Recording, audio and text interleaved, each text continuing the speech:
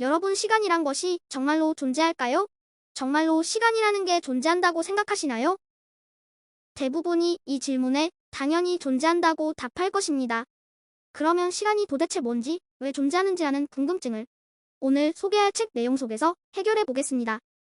오늘 제가 소개할 책은 루벨리의 만약 시간이 존재하지 않는다면입니다. 인간은 각자의 생각에 매여 있어 그 생각을 쉽사리 바꾸려 하지 않습니다. 우리는 늘 자신이 세상에 대해 알고 있다고 생각하죠. 옛날 사람들은 물었습니다. 지구를 받치고 있는 것이 없다면 지구는 왜 아래로 떨어지지 않는단 말인가? 우리는 알고 있죠. 물체가 아래가 아니라 지구를 향해 떨어진다는 것을요. 새로운 세계관은 세대를 거치며 사회의 통념이 되어 전 인류로 퍼졌습니다. 그리고 지금 우리에게 새로운 세계관이 요구되고 있습니다. 바로 시간과 공간이 존재하지 않는 세계관입니다. 시간과 공간이 존재하지 않는다는 말을 처음 들으면 지구 밑에도 하늘이 있다는 말을 처음 듣는 옛날 사람이 되는 것 같습니다. 지금도 시간이 흐르고 있고 방 안에 내가 있는데 어떻게 시간과 공간이 없다는 말인가? 이제 책 내용에 본격적으로 들어가 보도록 하겠습니다. 20세기 두 가지 과학 대혁명이 일어났습니다. 하나는 양자역학이고 다른 하나는 아인슈타인의 일반 상대성 이론입니다. 양자역학은 아주 작은 미시 세계를 훌륭하게 설명해주고 일반 상대성 이론은 중력의 힘을 설명하면서 시공간에 대한 지식을 근본적으로 바꾸었습니다.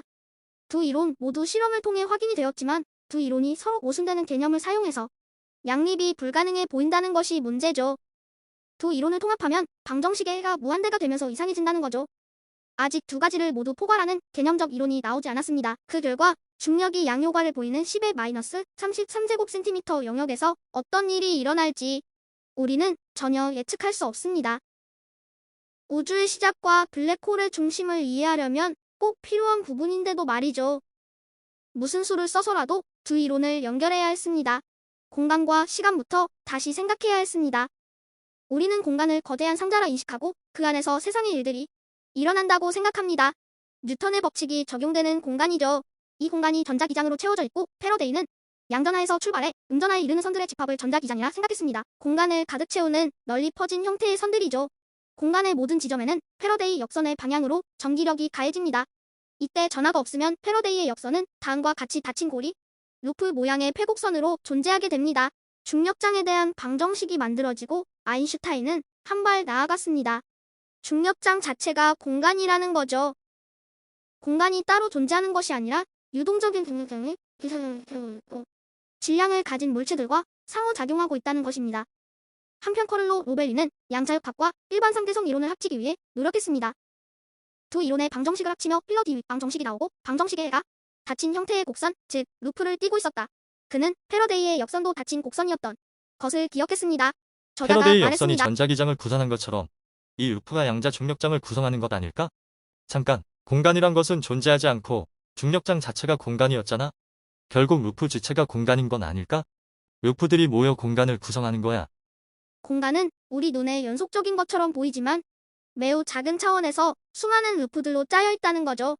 아직 루프를 측정할 수 있는 기술이 존재하지 않기에 입증되지 못하지만 최소한 루프 양자 이론은 정확한 예측을 제시하고 있다는 점에서 인정받고 있습니다.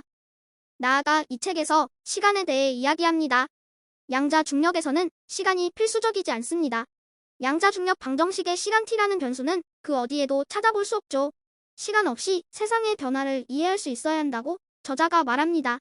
시간은 오직 통계의 역할적인 맥락에서만 나타난다는 것입니다. 이를 열시간이라고 부르는데요. 열역학에서는 엔트로피는 시간에 따라 상승하고 실제로 경험하는 시간은 엔트로피의 증가를 통해서만 만들어집니다. 열역학계가 아니라면 엔트로피와의 연관성이 없어지고 시간이라는 현상도 나타나지 않을 것이라고 저자가 말합니다. 쉽게 설명하기 위해 위와 아래의 개념으로 설명해 드릴게요.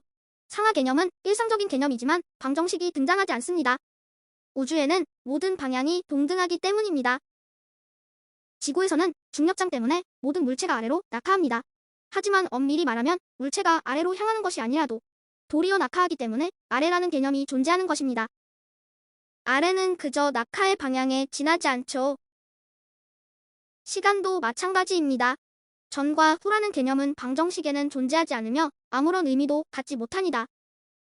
하지만 열역학 개념이 들어가면서 시간이 생깁니다. 우리 몸에 있는 분자는 엔트로피에 따라 통계적인 변화를 겪습니다. 비가역적인 반응이 일어나고 전과 후라는 시간이 나타납니다. 물체가 낙하하기 때문에 아래라는 개념이 생겨나듯 엔트로피가 증가하기 때문에 시간이라는 개념이 생깁니다. 시간이란 그저 엔트로피의 방향에 지나지 않다는 거죠. 우리는 절대 시간을 측정할 수 없습니다. 역사적으로 우리는 백박수, 진자의 진동수로 시간을 측정했지만 결국 자연현상으로 시간을 세고 있을 뿐입니다. 시간 그 자체를 우리는 측정할 수는 없으며 우리는 시간을 상대적으로만 인식할 수 있습니다. 우리는 이 세상이 시간에 따라 변화하는 것이 아니라 다른 방식으로 변화하고 있다는 것을 이해할 수 있어야 한다. 근본적으로 시간은 존재하지 않는다. 시간이란 각각의 물체가 다른 물체에 비해 상대적으로 변화하는 방식일 뿐이다. 상대성 이론과 양자역학을 합치려면 아마도 인간은 세상을 바라봤던 방식을 근본적으로 바꿔야 할 듯합니다. 그렇게 과학이 발전하고 있습니다.